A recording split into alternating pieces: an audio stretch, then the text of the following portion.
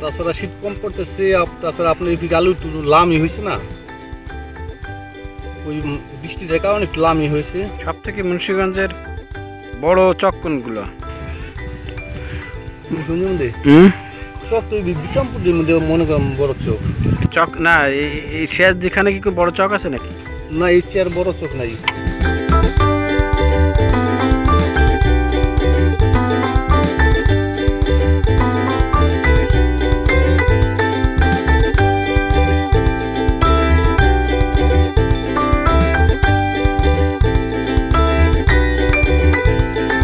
শীত কি এবার কম পড়েছে কিনা এর কারণে আপনার কোনো?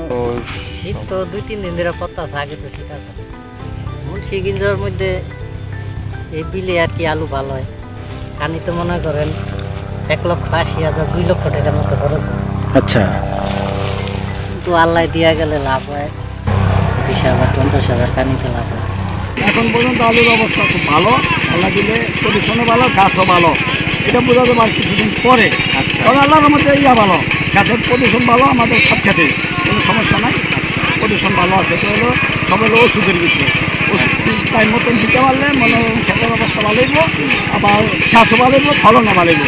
সেই ওষুধ মানে একটু দেওয়ার জন্য একটু লেট করে হ্যাঁ খেতে ধরা পড়ে। আপনারা কি আশা করতেছেন এবার আপনি একটা নিতে কত মন আলু হতে পারে? একটানিতে আমাদের এখানে ইয়ার ভিতরে যে আমাদের এই এলাকার ভিতরে 500 মন, 500 400 মন 600 মন হয় না, 500 মন হয়, কিন্তু চরে হয়। চরে আপনার 600-700 মন কানিত হয় চরে। মুন্সিগঞ্জে আপনার আলুটার বিখ্যাত কি কারণে? মুন্সিগঞ্জ আলু তো প্রচুর হয়, মুন্সিগঞ্জ আলু সবচেয়ে ভালো আলু, এই জন্য মুন্সিগঞ্জ আলু বিখ্যাত। এই জন্য মুন্সিগঞ্জ আলু ভালো হয়।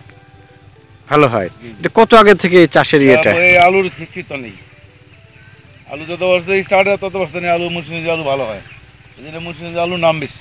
আচ্ছা, মুন্সিগঞ্জের আলু বিখ্যাত এই বক্তব্যটা আসলে যতটা সত্য তাতে মুন্সিগঞ্জে আলু উৎপাদন বেশি হয়। আচ্ছা।